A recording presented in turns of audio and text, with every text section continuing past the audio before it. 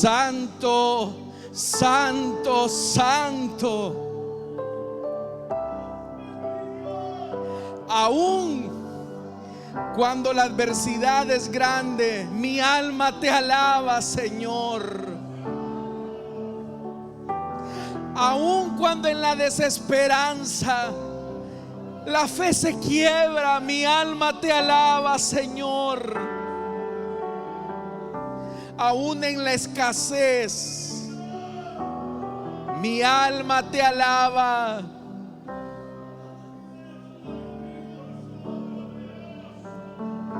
Alma mía, bendice, bendice al Señor.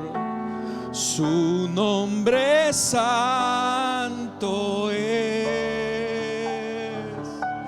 Como nunca, alma mía, cántale. Hoy te adoramos, Rey. Hoy te adoramos, Rey. Hoy te adoramos, Rey.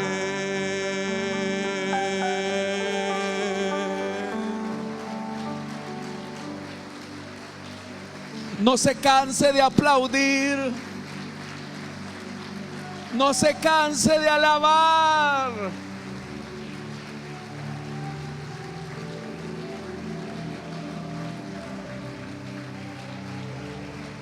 Póngase en pie y alabe al Señor esta noche. Póngase en pie y dígale: Señor, bendito. Señor, es bendito tu nombre. Señor, te alabamos. Vamos, iglesia, alabe al Señor esta noche. Alabe al Señor esta noche. Hay una presencia de Dios derramándose. Hay una presencia de Dios que se derrama esta noche como óleo sobre su pueblo.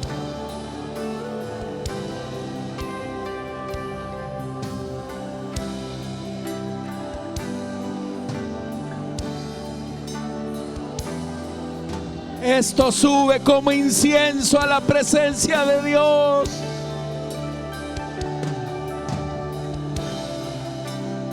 Te alabo, Señor, te alabo. Grandes son tus obras entre las naciones.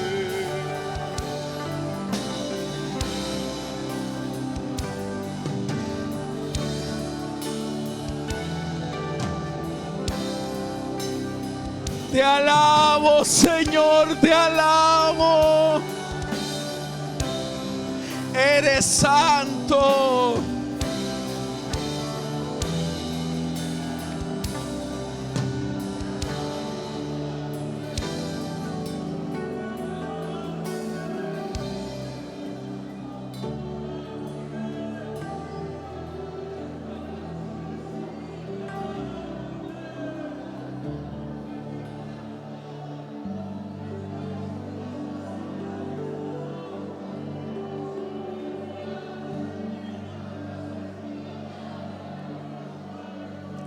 Algo está pasando esta noche. Su Espíritu Santo se está derramando esta noche.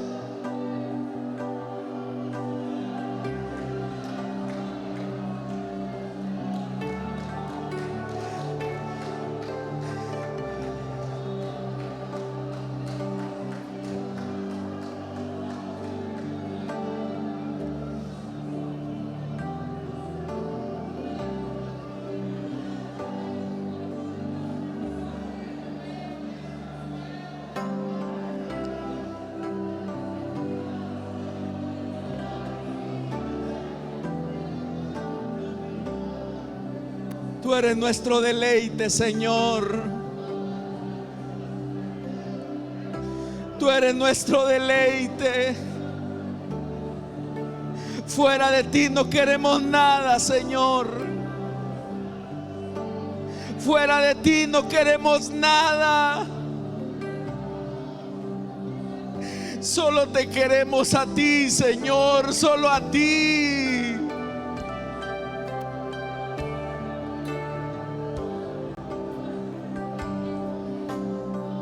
Cuando la iglesia adora, el infierno tiembla.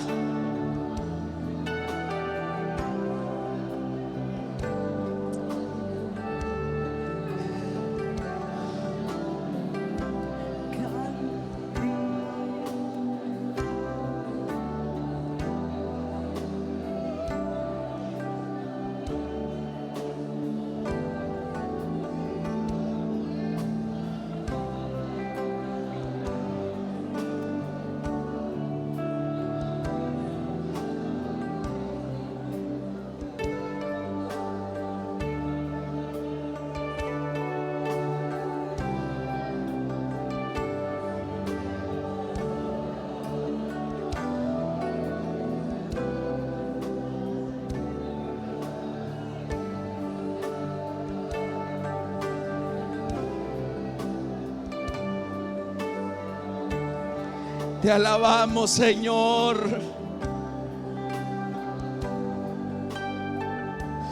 Te alabamos, Señor. Te alabamos, te alabamos. Te adoramos, Señor.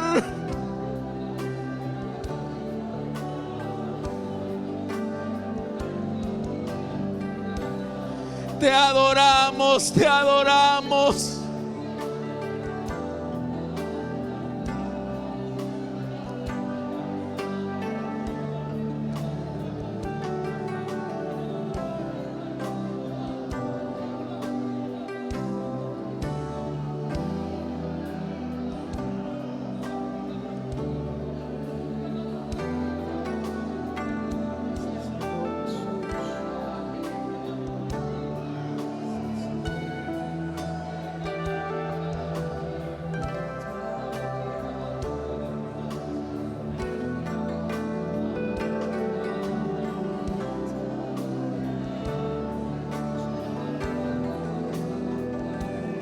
Alma mía, bendice, bendice al Señor.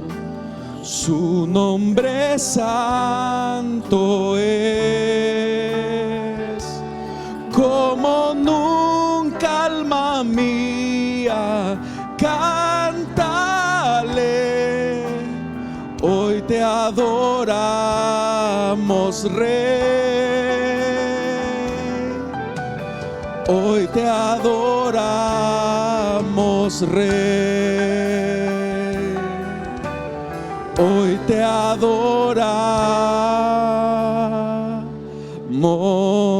Rey.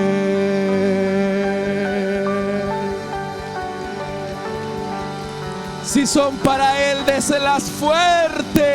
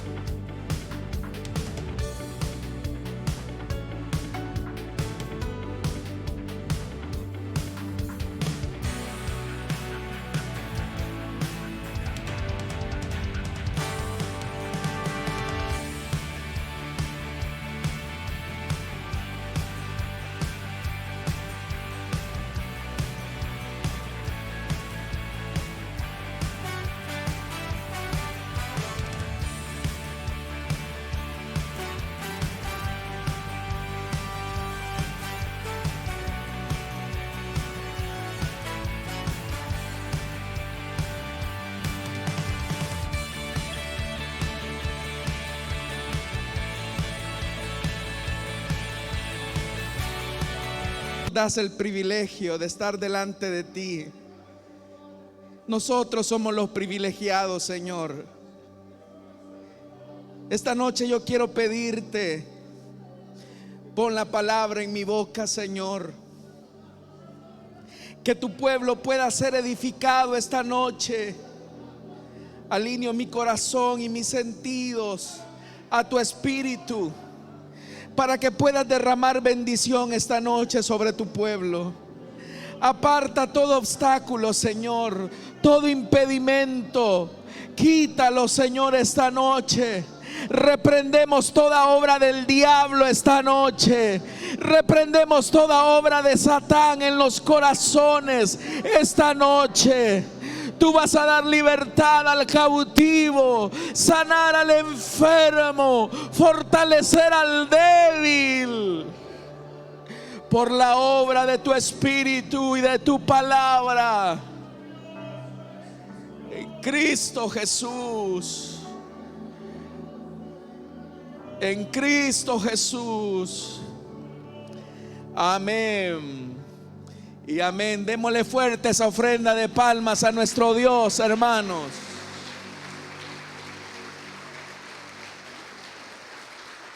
Y a su nombre. Y a su nombre.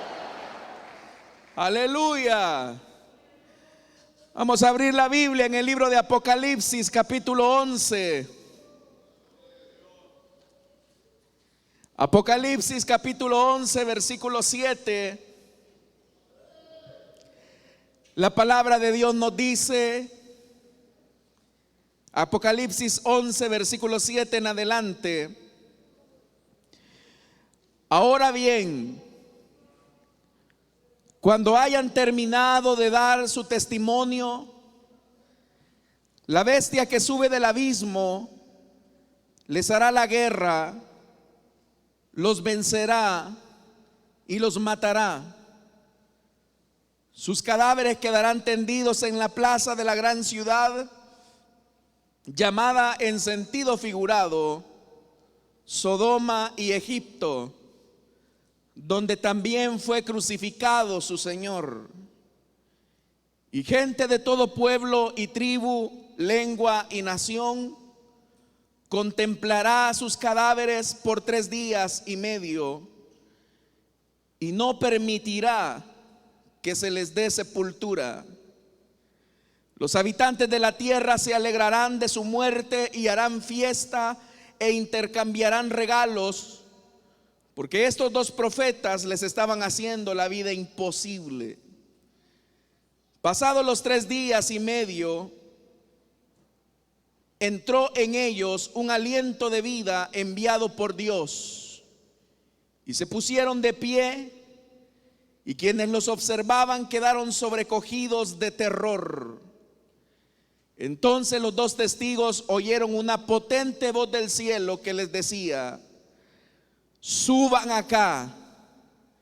Y subieron al cielo en una nube a la vista de sus enemigos.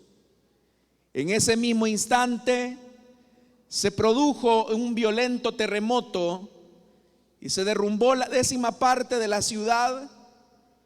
Perecieron 7,000 personas, pero los sobrevivientes, llenos de temor, dieron gloria al Dios del cielo. El segundo ay ya pasó, pero se acerca el tercero. Amén. Hasta ahí dejamos la lectura, hermanos. Tengan la bondad de sentarse, por favor.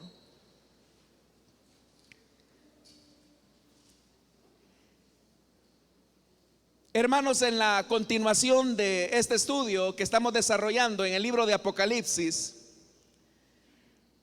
nos corresponde en esta oportunidad estudiar la segunda parte de este gran paréntesis que hay entre la 6ª y la 7ª trompeta. Al igual que con el rompimiento de los sellos, dijimos que había un paréntesis que en realidad sirve como introducción para el toque de la 7ª trompeta. En la primera parte del paréntesis Lo que nosotros encontramos es la vocación y el llamado profético que el Señor le hace a Juan de Patmos, no solamente para que se convierta en el mensajero, sino para que se convierta él mismo en el mensaje. Y por eso es que él toma de la mano del ángel el librito pequeño o el rollo pequeño y él tiene que comérselo. Y eso nos habla precisamente que el llamado de la iglesia es a asumir no solamente la tarea de la predicación, sino que asumir la verdad de convertirnos en el mensaje vivo para las naciones. La segunda parte de ese paréntesis nos habló o nos describió sobre la realidad de aquellos que están afuera y los que están adentro. Es más, a Juan de Patmos se le dice que tiene que medir el atrio, porque ese atrio ha sido entregado a los gentiles.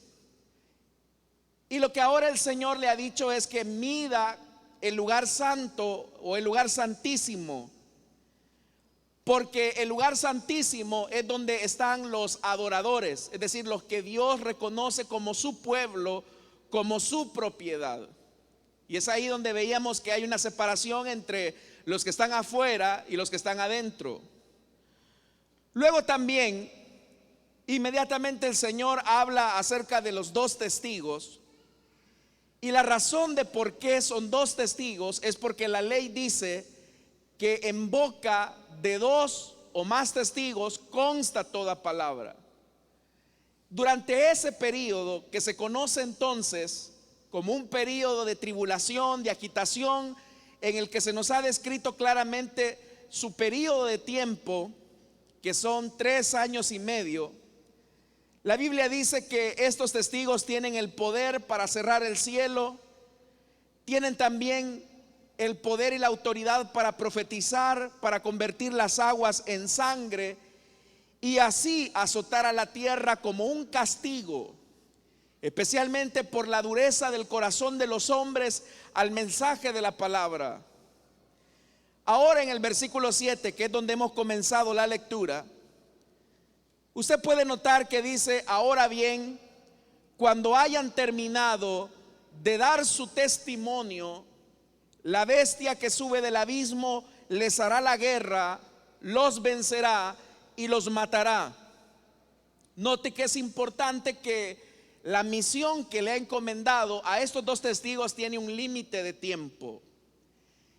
Y eso de lo que nos habla es que Dios le está enfatizando a Juan de Patmos que hay un tiempo en el que la iglesia que se convierte en el mensaje vivo de Dios a las naciones tiene un tiempo específico para dar testimonio.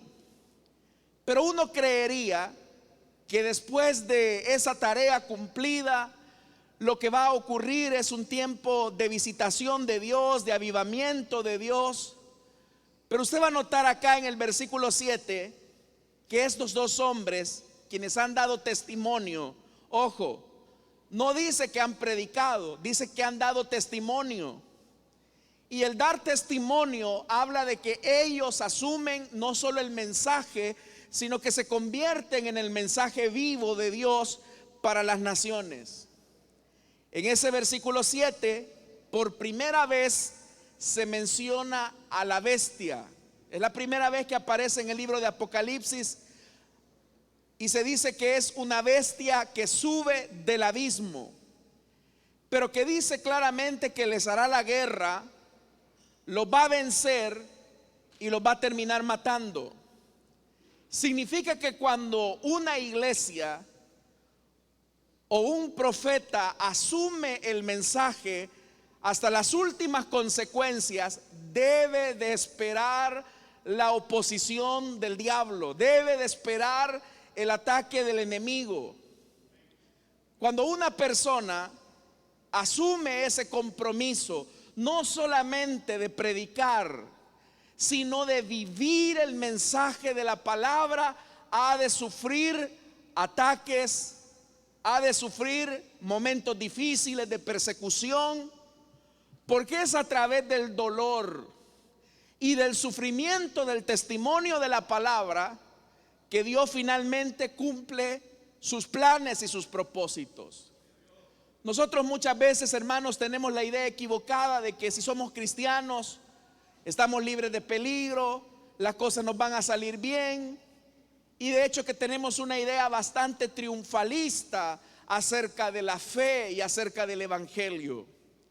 Pero hay momentos en la vida de la iglesia en la que por propósitos divinos el Señor permite que Satanás ataque a la iglesia, y no solamente la ataque, sino que la venza y la mate. Estos son, hermanos y hermanas, las predicaciones menos populares dentro de los cristianos, porque muchas veces nosotros hacemos hasta burla del personaje o de la figura de Satanás, porque lo vemos como, ay, este diablito, a mí me hacen los mandados, este diablito lo tengo comiendo de mis pies, este diablo lo único que conoce de mí es la suela de mis zapatos. Y es verdad que Satanás es un enemigo derrotado, es un enemigo que fue destruido en la cruz del Calvario, pero eso no significa que Dios no le pueda conceder un permiso a Satanás para zarandear a la iglesia. Eso no significa tampoco que estemos exentos de la responsabilidad frente a los ataques y a las acechanzas del diablo. Entonces vea, esta gente, estos dos testigos han tenido que sufrir en carne propia el hecho de convertirse en el mensaje. Cuando nosotros como iglesia asumimos la palabra no solamente como un discurso que trata la manera de alentar nuestra fe religiosa, sino que asumimos la palabra en el día a día, debe de saber que se está metiendo en un lío profundo y difícil que va a tener que enfrentar con Satanás. A él le interesa que la gente simplemente se conforme con una predicación superficial. A Satanás le interesa que usted tenga conceptos en su cabeza. Satanás está contento con que usted crea que Dios existe. Pero si ese concepto no baja a su corazón para que se convierta en el mensaje, es ahí donde finalmente, hermanos y hermanas, la responsabilidad de la iglesia está en enfrentar esos ataques de Satanás. Es cuando usted se convierte no en un simple predicador, sino que su vida se convierte en el mensaje. Debe de anticiparse al hecho que ha de sufrir persecución, ataques e incluso la misma muerte. Eso fue lo que hizo la bestia, que dice la Biblia claramente que ante su mensaje él les hizo la guerra. Ese término, les hizo la guerra. Muchas veces nosotros como cristianos pensamos que la vida cristiana se vive light, sin complicaciones, sin problemas. Y es verdad que aquellos cristianos que solamente tienen la palabra en su cabeza no le van a representar ningún problema a Satanás. Pero aquellos que permiten que la palabra baje hacia su corazón y se conviertan en la palabra viva, estos van a ser un serio problema para el antirreino, y Satanás tratará por todos los medios de atacarlo, de perseguirlo, tratará por todos los medios de obstaculizarlo, de desanimarlo, de destruirlo. Si el Señor en su soberana voluntad permite que su vida sea atacada y destruida, eso tiene un propósito. El versículo 8 dice: sus cadáveres quedarán tendidos. Está hablando de algo que está por venir en el futuro. Sus cadáveres quedarán tendidos en la plaza de la gran ciudad, llamada en sentido figurado Sodoma y Egipto. Y dice, donde también fue crucificado su Señor. Cuando acá el Señor habla acerca de esa ciudad que en sentido figurado se llama Sodoma y Egipto, Sodoma tiene una característica, y es que Sodoma es la ciudad de la perversión, y Egipto tiene otra característica, y es la característica de la obstinación y de la soberbia, representada en Faraón. Pero dice que en un sentido figurado se le llama a la ciudad donde fue crucificado su Señor. Es decir, que está hablando de Jerusalén, está hablando específicamente de la tierra de Israel. ¿Cuál es la idea que los cristianos tienen de Jerusalén y de Israel? Ah, qué bonito ha de ser conocer Tierra Santa. Qué hermoso ha de ser ese lugar donde se ha de sentir una espiritualidad profunda. Es más, Jerusalén era conocida como un centro religioso.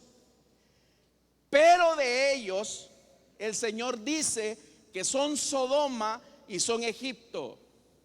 Es decir, los que están afuera.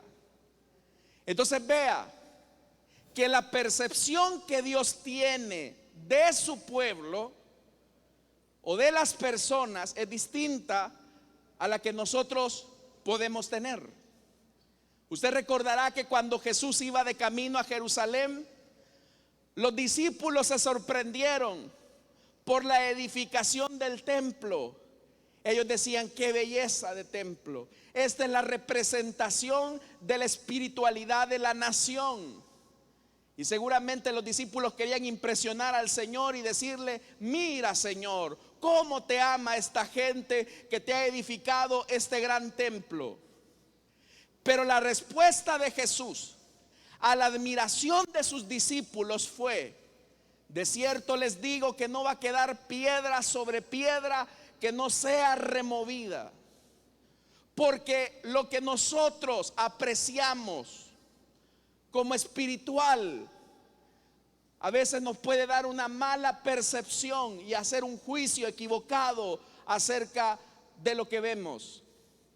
Uno puede decir, qué bendición la de este cristiano, este hermano sí que está muy consagrado a Dios. Pero Dios podrá decir, este es un sodomita, este es un egipcio. ¿Cómo? Si es un religioso. Vea lo que se hace en esa ciudad. Dice que ahí crucificaron al Señor. A partir de acá, ustedes van a notar que Juan de Patmos va a hacer una relación entre el martirio de los dos testigos y el martirio del Señor Jesús. Vea lo que dice, verso 9. Gente de todo pueblo, tribu, lengua y nación contemplará sus cadáveres. ¿Por cuánto? Por 3 días y medio. Y no permitirá que se les dé sepultura. Es decir, que la bestia los mata, los vence y los exhibe en esa ciudad que la gente dice que es santa, pero para Dios no es santa. Entonces, al ver esto, dice claramente que pasaron muertos 3 días. ¿Cuántos días el Señor, hermanos, estuvo en la sepultura? 3 días también. Entonces vea la relación. Jesús, no solo por llevar un mensaje, sino por convertirse en el mensaje, terminó muerto en Jerusalén. Estos dos testigos, por convertirse en el mensaje, terminaron muertos en Jerusalén. Al igual que Jesús, que estuvo 3 días en el sepulcro, estos dos más bien estarán 3 días, pero no serán sepultados. Dice el verso 10: los habitantes de la tierra se alegrarán de su muerte y harán fiesta e intercambiarán regalos, porque estos dos profetas les estaban haciendo la vida imposible a esa gente. ¿Cómo es que alguien se puede alegrar de la desgracia de un ser humano? Y especialmente gente religiosa. ¿Cómo es que alguien se puede regocijar por la muerte de una persona que ha sido creada a imagen y semejanza de Dios? O sea, porque la gente que aquí se está alegrando no son brujos, no son satanistas. Es gente que habita la ciudad, entre comillas, santa. Es de la misma manera como muchos evangélicos hoy en día se alegran por la muerte de un delincuente. Usted los ve muy espirituales y dice, pero sería bueno que les dieran gas a todos ya. La Biblia dice algo, mis estimados hermanos: no pueden brotar dos aguas distintas de una misma fuente, no se puede. O es salada o es dulce, pero no se puede. Pero esta gente en su religiosidad se están alegrando de la muerte de los dos profetas de Dios. Pero aquí hay algo que es interesante, porque dice que en esa celebración, dice que hacían fiesta e intercambiaban regalos. Hay una fiesta en el judaísmo que se llama la fiesta del Purim, y usted puede encontrar acerca de esta fiesta en el libro de Esther. Y lo que ocurrió ahí es que Dios libró de la muerte a su pueblo por medio de Esther. Y cuando Dios libró a su pueblo de la muerte, la Biblia dice que los judíos, como un gesto de gratitud a Dios y de hermandad como nación, intercambiaban regalos los unos a los otros. Pero vea que el sentido de la fiesta era intercambiar regalos porque Dios los había librado de la muerte. El sentido de esta fiesta es por la muerte que han hecho de los hombres de Dios, que para ellos ha sido un regalo que han despreciado. Porque al ser testigos del Señor y ser un testimonio vivo, han rechazado al Dios que les envió ese mensaje. Entonces dice la Biblia, hermanos y hermanas, que estos hacían fiesta, veían los cadáveres ahí. Y usted sabe que para el judaísmo, tener un cadáver ahí es sinónimo de inmundicia, de impureza. En el concepto romano, los romanos trataban la manera de enterrar a sus muertos, porque ellos tenían la creencia que ellos, si no eran sepultados, andaban asustando a los vivos. Es decir, que la bestia está haciendo mofa de los siervos de Dios. La bestia está uniéndose a los religiosos de esta ciudad donde también fue crucificado el Señor. Ellos creían que al igual que con Jesús, cuando crucificaron a Jesús, creían que le estaban haciendo un bien al país, y al contrario, estaban jalando su desgracia. Igualmente, hermanos y hermanas, en este periodo, que es un periodo que se define como de 3 años y medio, después de ese tiempo, la gente va a pensar que están haciendo lo correcto, mas no saben que están sirviéndole a la misma bestia en sus planes y sus propósitos. Entonces vea, la religión puede cegar a una persona. Una persona puede creer que está haciendo la voluntad de Dios y en realidad no la está haciendo. ¿Cuándo hacemos la voluntad de Dios? Cuando asumimos las exigencias de la palabra. Siempre la palabra de Dios nos va a invitar a una vida de arrepentimiento. Pero usted simplemente puede escuchar el mensaje y olvidarlo. Y usted puede decir qué bonito estuvo el mensaje, Pero si ese mensaje no baja de su cabeza a su corazón y lo cambia y lo transforma, habrá caído en un terreno infértil. El objetivo de que Dios entregue su palabra es que llevemos fruto, y fruto en abundancia, dijo Jesús. Ese es el sentido de la palabra. Vea la similitud, versículo 11. Pasados los 3 días y medio, entró en ellos un aliento de vida enviado por Dios, y se pusieron de pie, igual que el Señor, ¿verdad? Al tercer día el Señor lo resucitó. El Padre resucitó al Hijo de entre los muertos. Pero dice que se pusieron de pie, y quienes los observaban quedaron sobrecogidos de terror. Es que las personas, Satanás puede ganar una batalla, pero no la guerra.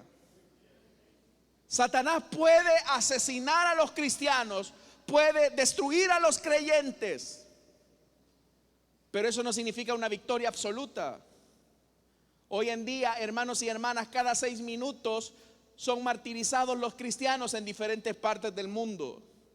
Nada menos este día en Corea del Norte, uno de los países más acérrimos en contra del evangelio, asesinó a cientos de personas que estaban adorando al Señor en sus hogares, en lo que nosotros llamaríamos células. Y es verdad que Satanás se puede ensañar en contra de la iglesia, pero ¿por qué Dios permite el dolor y el sufrimiento de aquellos que predican la palabra? Porque a través del dolor y del sufrimiento, y a través de la muerte de ellos, surge la vida y el testimonio del poder de la palabra.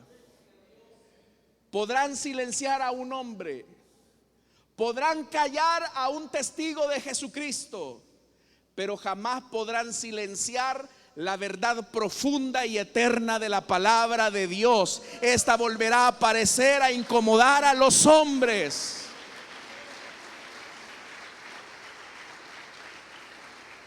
Pero la muerte del cristiano produce la vida. Entonces, hermanos y hermanas, vean esto. Dice que quedaron sobrecogidos de temor. Verso 12. Entonces los 2 testigos oyeron una potente voz del cielo que les decía: suban acá. De igual manera, así como Jesús resucitó y ascendió a los cielos, estos 2 testigos, después de la muerte y el sufrimiento, ante la vista atónita de los religiosos, veían cómo el triunfo de la verdad sobre la bestia era evidente frente a ellos. Por eso es que en la parte final del verso 12 dice: y subieron al cielo en una nube a la vista de sus enemigos. ¿Y qué se produjo? Verso 13: en ese mismo instante se produjo un violento terremoto y derrumbó la 10ª parte de la ciudad. Perecieron 7,000 personas, pero los sobrevivientes, llenos de temor, dieron gloria al Dios del cielo. Al igual que cuando Jesús resucitó, la tierra también tembló. Cuando estos resucitaron y ascendieron al cielo, la tierra tembló, y dice que hubo un terremoto muy violento que destruyó la 10ª parte de la ciudad y hubo 7,000 muertos. En realidad, este terremoto, en comparación al otro que viene, es un chiste. Pero no es el terremoto lo que produjo que los hombres dieran gloria a Dios. No fue el terremoto, fue el hecho de que estos 2 hombres, de que estos 2 testigos predicaran la palabra, asumieran la palabra, murieran por la palabra y fueran resucitados por la misma palabra de Dios. Eso les generó impacto a las personas. ¿Cómo es que esta gente está dispuesta no solamente a predicar, sino a asumir la palabra, morir por la palabra? Y es por una razón. Es porque hay una esperanza de vida eterna cuando creemos en la palabra de Dios.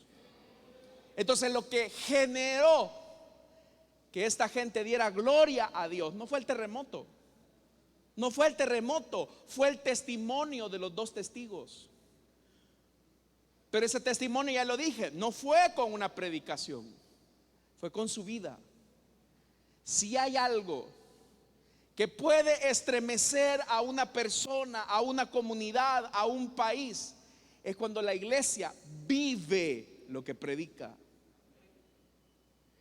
Cuando el creyente vive lo que enseña. Eso genera impacto. Eso genera una transformación. Y claro, vivir la palabra, hermanos, le puede significar que lo maten. Vivir la palabra puede significar persecución. Vivir la palabra puede significar que lo metan preso. Vivir la palabra puede significar que se quede sin nada. ¿Estaría dispuesto usted a eso? Eso solo Dios lo sabe y usted. Pero ¿sabe algo? Cuando hay uno que predica la palabra, asume el costo de la palabra y está dispuesto incluso hasta las últimas consecuencias, ha de ver la enorme victoria de la resurrección de los muertos. Amén, hermanos. Es que nadie perdería la vida. Nadie perdería la vida si no fuera por algo que vale la pena. Y eso es lo que le generó impacto a la gente cuando lo vio. Entonces, hermanos, ¿cuál es el impacto de nuestro testimonio? ¿Cuál es el impacto de asumir la palabra?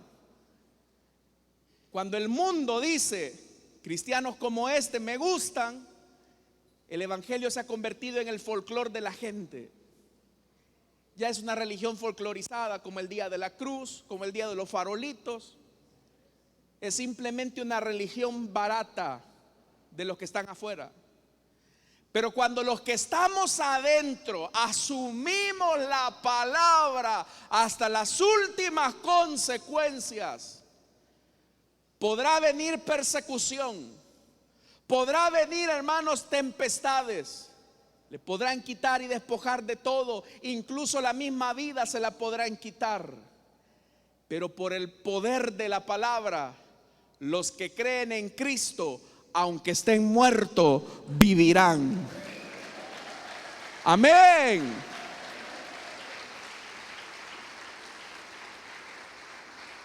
Dice el versículo 14 con lo que terminamos: el segundo ay ya pasó, pero se acerca el tercero. Amados hermanos, aquí se cierra el paréntesis. Y ese paréntesis es un llamado para que como iglesia asumamos nuestro rol profético. Y no estoy hablando, hermanos, de esa tontería de declare, confiese, decrete. No estoy hablando de eso. Cuando hablo de asumir el rol profético, estoy hablando de como los profetas, que no solamente predicaban, sino que vivían la palabra. Lo que nuestro país necesita, lo que la iglesia necesita, lo que nuestra familia necesita ver, es que vivamos la palabra, porque eso va a generar impacto. Guárdese la Biblia, sea usted la Biblia. No le ponga calcomanías a su casa, a su carro con pasajes de la Biblia. Sea usted la Biblia andando. Porque usted puede andar textos de la Biblia en su casa, en su carro, e insultar a sus vecinos, al que va en el otro carril. Y usted va a decir, bueno, y este, ahí dice Filipenses 4:13, todo lo puede en Cristo que me fortalece. Y tanto puede en Cristo que se fortalece, que le saca a la mamá con el pitido de su carro. Eso no es vivir la palabra. Vivir la palabra, hermanos y hermanas, es predicar la palabra a todo tiempo, a toda hora. Y si te es necesario, usa la boca. Tú eres el mensaje. Amén, hermanos. Y usted puede estar predicando dos cosas: o que Cristo es su Señor, o que simplemente es un religioso barato de los que están afuera. Pero usted debe de decidir ahora qué quiere hacer. Ser simplemente una grabadora que repite cosas, o ser un mensajero de Dios que asume la responsabilidad del seguimiento de Cristo. Porque serán ellos los que han de ver la resurrección de los muertos. Amén, hermanos. Los que mueren en Cristo Jesús, sus obras, dice la Biblia, con ellos siguen. Amén, hermanos.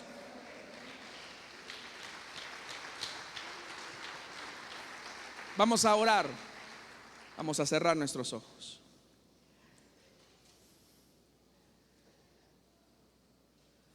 Durante este periodo tan difícil de gran tribulación, Dios tendrá misericordia de enviar su palabra.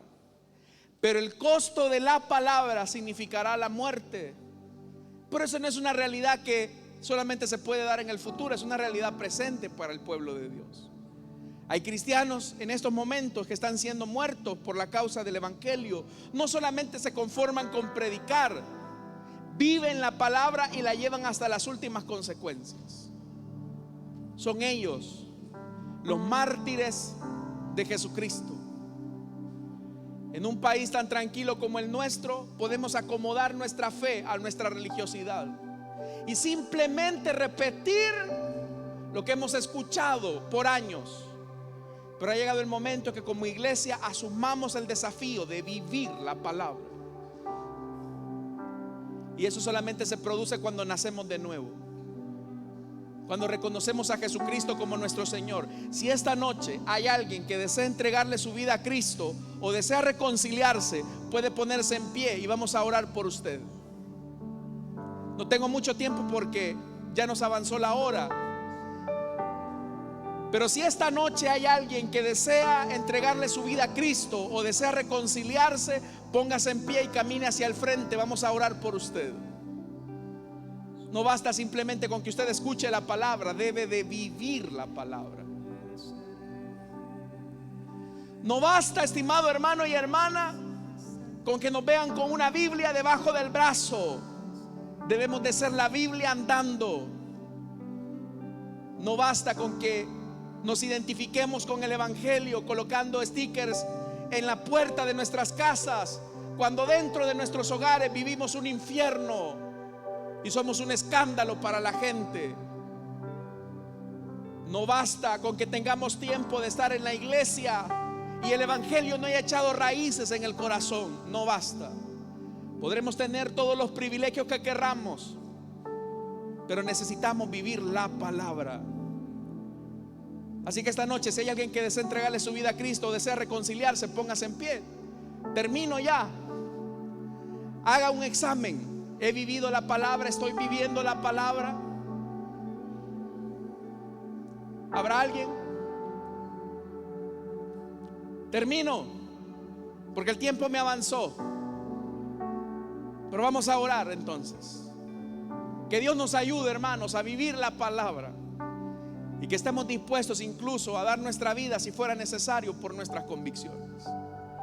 Padre que estás en los cielos, gracias te damos por tu palabra, Señor. Sabemos que a veces tenemos momentos de tropiezo, donde por tus propósitos divinos permites ser muertos, ser perseguidos, ser humillados.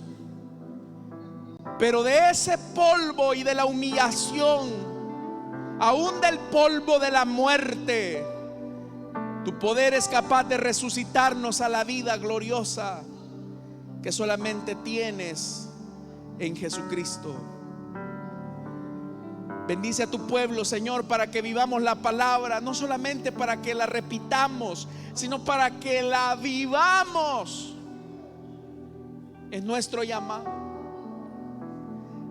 Oramos, Señor amado, también por nuestras ofrendas y nuestros diezmos. Las presentamos delante de ti como ofrenda agradable. No te damos de lo que nos sobra, sino de lo mucho que tú nos das. Bendice al dador alegre en Cristo Jesús. Amén y amén. Pasan nuestros hermanos y nosotros cantamos al Señor.